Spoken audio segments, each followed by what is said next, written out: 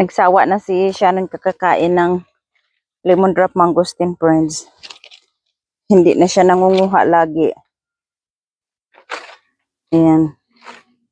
Madami siya pa namang bunga.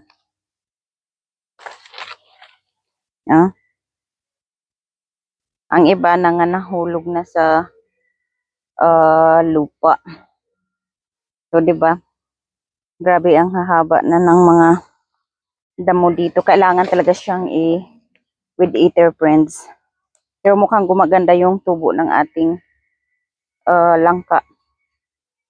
Yan, sana tuloy-tuloy. Ayan ang kanyang lemon drop mangosteen.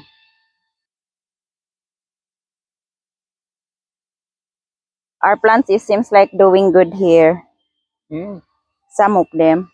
But my watermelon is already dead. No more watermelon. They don't like the heat. You're not getting lemon drop mangosteen? I got some today. Okay. So, friends, kukunin natin to. Ayan. Mamimigay na naman natin kasi ano na. Gulang. Ano ba? Matanda na. Kailangan ko pa ng isa. Kasi dalawa silang pagbibigyan ko. Maghanap tayo dito. Alam ko meron pa yun eh. Kailangan lang hanapin.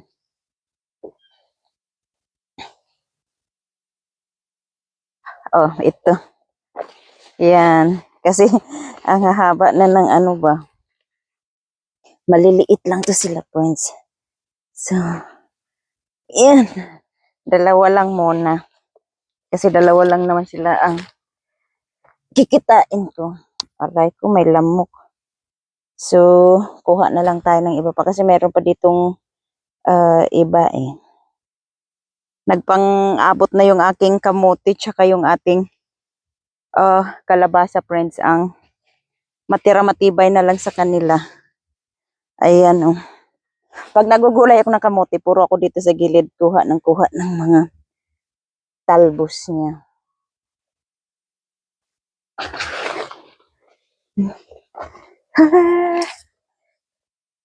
O diba, nakaboots tayo kasi ang hahaba na ng damo. Yan o. Ibang klaseng ano din to dito. Kalabasa yung dyan banda. Oo, somebody start eating the kalabasa na. Ayan, kukunin ko na lang pala, friends. Silang lahat. Ayan, kasi inuumpisahan na. Matagal naman tong, ayan. Matagal naman to sila, friends. Aray ko po. Han, can you please get my kalabasa? I don't have a tripod. So, ayan. Yeah, ayan, friends. Pakuha natin kay Shannon. No, it's easy. Just do it, see? Just kinda snap it. I already got that one. This one, not really. Yeah, this is very cute. There's another one here, Han. This one, and then I'm gonna find more. So, kahit isang buwan na siya dun sa friends, sa garahe namin, okay pa rin siya. So, I'll try to get more, or because look, somebody's eating it. Maybe the rabbit, you think so? So yeah, that's our kalabasa today. Yan, meron tayong 6 na kalabasa. So, friends, tanghaling tapat, nandito tayo sa garden sa harap. Yan, kukunin natin tong jabuticaba ni Shannon. Ito yung mga paboritong puno niya ngayon, ang mga jabuticaba. Yan, mga hinog na siya. Grafted niya to friends. Green up niya sa Sabara. So, itong kinukuha natin ngayon ay red. Oh, kinainan na ng ibon. So, itong sa ilalim, Sabara yan. Tingnan nyo, magkaiba yung dahon niya. Tsaka ito. Ito yung red, yung namumunga na. So, green up niya dahil ang Sabara ay super tagal yan mamunga, friends. Ang red, mabilis lang. So, ayan, kunin lang natin tong mga hinog. Ay, shoot. Nahulog. Lang. Tutubo na lang yan dyan. So, ayan, sa mga hindi pa po ayun, nahulog na naman. Wala tayong lalagyan kasi ang lasa niya po, friends, ay matamis. Na medyo maasim-asim pag hindi pa ganun ka hinog. Pero super tamis niya. Ayan, yung iba malaki-laki. Yung iba ay maliliit. Kailangan na ulit namin dito magdamo kasi yung mga vines, na umaakit na siya sa puno. Ayan. Ayan yung mga bulaklak niya, yung mga puti-puti na yan. Tapos ito yung mga liit na bunga. Oops, nandito pa pala sa ilalim. Ayun, malaki. Ito hindi pa ito masyadong hinog, pero kukunin ko na rin. Ayan, ito pa. Okay. I guess that's it sa ating red jabuticaba. Tingnan nyo, friends. Sa sobrang sipag ng asawa ko, di ba? Ang galing niya pa, mag-video pa kasi nakita niya na accident po. Sorry po. Sorry po. Tikaw karon. Sorry po. Tingnan mo naman, friends. Ito pa naman yung ilang piraso ko lang na na peanuts, see? That's my few peanuts here. Look. Binunot niya, kala niya damo. Look. Ayan pa, Yan. So, ang gagawin natin ito, bunutin na lang natin lahat. They're not even that ready. See? Yan, tingnan nyo. Iilan lang to sa mga tanim ko na mga mani. Ayan. Buti na lang medyo ready na siya, friends. Hindi niya alam na mani to. Ang sipag niya magbunot ng mga damo-damo sa kanyang. Ayan pa, Yan.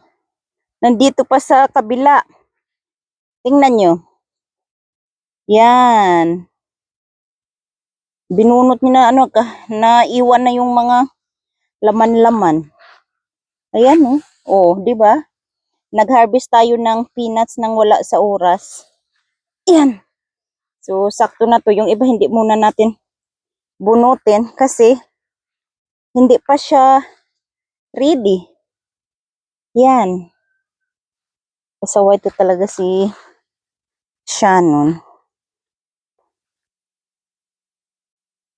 Ayan, friends. Meron din tayo ditong siguela na hindi siya ganun kasarap nang dyan sa atin, friends. Ano siya, iba kasi hindi siya ganun ka madaming laman. Yan. At hindi rin siya ganun kadami kasi pinutulan ni Shannon. Meron yung mga nandyan sa lupa. Malapit sa ground, katulad niyan. Ito, abot yan siya ng mga manok. Pag nagpula na, makikita din yan ng manok. So, nakikinabang din sila. Tingnan nyo, kinakain nila yung nasa ilalim din na star fruit or balimbin. Tinutusik-tusik, diba? So, hindi pa magstay sa isang lang, bunga. Talagang lahat ng nasa baba. Ito rin gusto niyang kainin, wag. Kaya kainin ko yan. So, wala pa tayong balimbin. Dahil mga hilaw pa sila. Okay, kukuha din tayo ng bayabas. I'm going to the guava. Ayan yung ating bayabas.